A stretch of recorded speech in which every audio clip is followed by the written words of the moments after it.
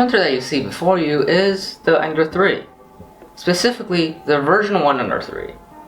And it's a great beginner's printer, but is 3-year-old tech still worth it? Well, you're watching Printing for People. My name is Joe, and this is my review of the Ender 3. So when talking about the Ender 3, you can't ignore a few aspects of it. Firstly, it's open source, meaning anyone can take its CAD files and its firmware, modify them, and in turn, share them. In fact, here's a few community creations that got off from the open sourceness of this machine. Fan ducts, little tool holders, which I even have here. It's super useful. The second aspect is that it's cheap. I picked this machine up for $140. Pretty cheap for any 3D printer if I'm honest. In fact, my first printer was more than that. At $140, this machine definitely delivers. It prints pretty well if you treat it rightly, and you don't really need to mod it to print good parts, at least acceptable quality parts. If you do want to mod it though, there's an entire community behind it, and that is the third aspect. It's community. Just look at this fan duct. Some dude designed on Thingiverse. This is called the Satsana fan duct, and it's for free. You can download it, you can print it. This uses the original mounting hardware, and it's amazing. I currently don't have that on because I'm testing the Bullseye, which is another community creation. In fact, it's another fan duct that's been tested with CFD, which means it's even more effective.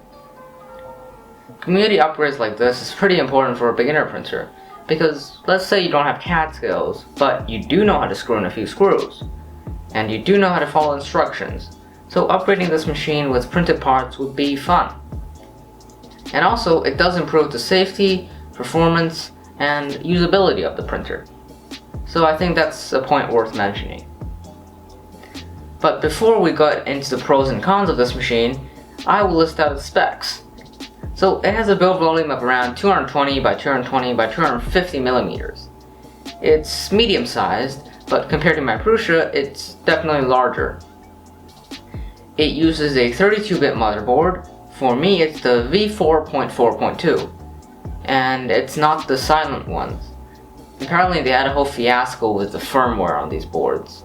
I'll get into that a little bit later, but my board wasn't silent, but it was 32-bit.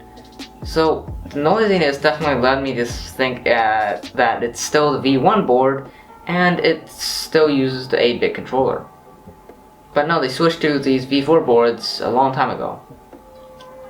So it comes pre-assembled. You screw in 4 screws for the LCD cover and the spool holder, and that's it. Pretty good deal. It uses a fake build-tack print surface with 4 clips that will lose their flexibility over time, and one of your prints will fail because of that. I suggest replacing them with real bed clips. But for now, they work. It uses a Bowden extrusion system, which means the extruder is away from the hot end instead of right above it or beside it. This is the Mark 10 hot end paired with a Mark 8 extruder. Basically, the Mark 8 extruder is the good old extruder that Creality always uses. It's single drive. It uses a bearing and a little gear to push the filament through. It does work, but there are more cheap and effective options, such as the cloned Bontex. This printer also uses V-rollers on every single axis, Z, X, and Y. It's a bed planar design, which means the Y-axis is the bed. It has a single lonely Z-screw, and it doesn't have supports on it. It has this really cheap LCD display with this little knob.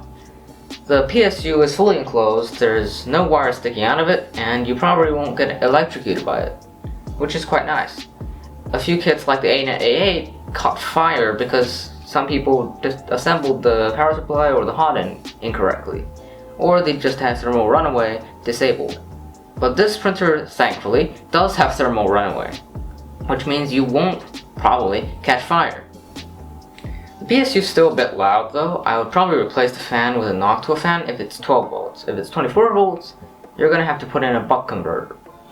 Same thing for my Prusa, which I will upgrade to Noctua fans later on. Now that's basically the entire spec sheet for this machine. And it's made out of, I forgot to say, it's made out of this really solid aluminum extrusion based V-slot frame. And it's pretty rigid, works. It uses micro switches on each end for end stops instead of stall detection, because it doesn't have drivers for that. So let's get into the pros of this machine. So the main pro of this machine is that it's cheap. At $140, I can't see any other printer besides this or its clones that fit into this price budget and would print prints like this. This is a little calibration cube. It was printed after around 20 minutes of unboxing the printer and tuning it. It looks fantastic. Same with this print-in-place engine, which printed flawlessly. And that was just after around a day of tuning and assembling this machine.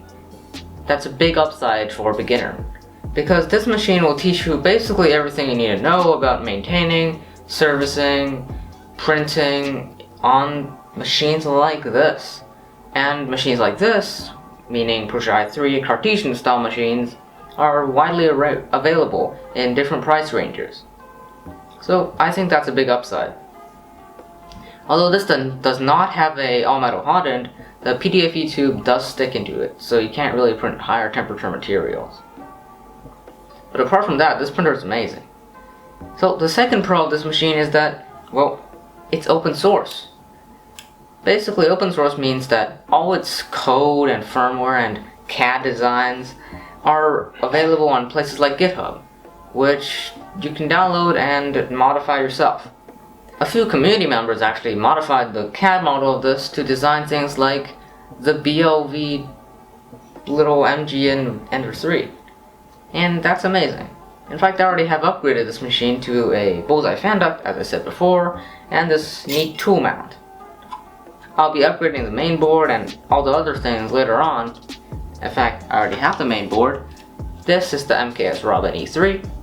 It's a 32-bit main board with TMC drivers that make this silent. I'll do another video on that, but first, the third pro. Well, it has a lot of community backing. I managed to find a lot of printer profiles on Cura for a variety of filaments from PLA all the way to ABS. And that's pretty good, because as a beginner, someone would want a machine that would teach them 3D printing while not having to maintain too much components. For example, this machine, after maybe 10 hours of printing, you may need to level the bed again, or even unclog the extruder if you didn't set it up right. If you treat this machine right, it will treat you as well. So the community does design a lot of mods for this. In fact, fan ducts all the way to safety features like this LCD cover can provide a lot of ease of use in your life. For example, Scott, which is another YouTuber, also did a lot of videos about upgrading his Ender 3 Pro. Mine's not a Pro, but it is the version 1, so upgrades should work with it as well. So he did a lot of videos about that, and it gained a lot of traction. Upgrading something like this is always fun, because you get to learn how to disassemble, reassemble, and tune your printer again. All the way from the belt tensions, to how to slot in T-slot nuts, to how to disassemble electronics correctly. And you may even find some goodies in there. For example, I think Nero 3D Pre did a video on installing another extruder on their Ender 3 V2 and found the wires for the crimp connectors are actually, for the terminal connectors, are actually tinned. Apparently you're not supposed to do that, so stay ahead of things. My Ender, though, arrived pretty much untouched. It arrived in a large box with foam all around it. It gave an instruction manual which I used to assemble the LCD and this little spool holder. It should be pretty easy, as it only took me around 5 minutes. It does include a lot of tools. In fact, I have them on this little tool rack here, and they're sufficient to disassemble the printer, reassemble it, and do whatever you want with them. Basically, this printer is very much back to basics.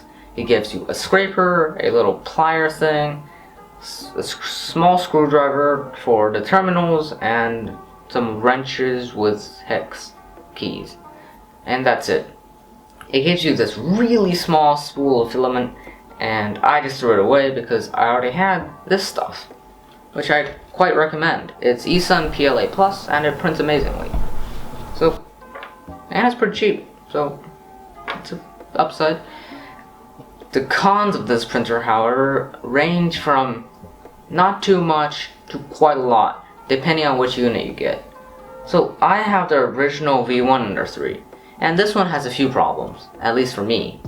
Firstly, this printer arrived with a wobbly bed. The bed wobbles because I had to tighten them to get the wobble gone. But then I had trouble bed leveling this machine because it uses really soft springs for cheapness, and just it's cheap.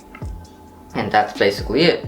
I'll be replacing them with silicones like spring replacements from something like Amazon, as they do work better than these soft springs, and I think I'll be able to keep the bed level for longer. I've been able to print this part today after quite a lot of attempts of bed leveling, and it looks amazing. Again, if you treat this printer right, it will treat you as well. This printer is not the most accurate or the most high quality printer, but it definitely is a good baby step in buying 3D printers and building them.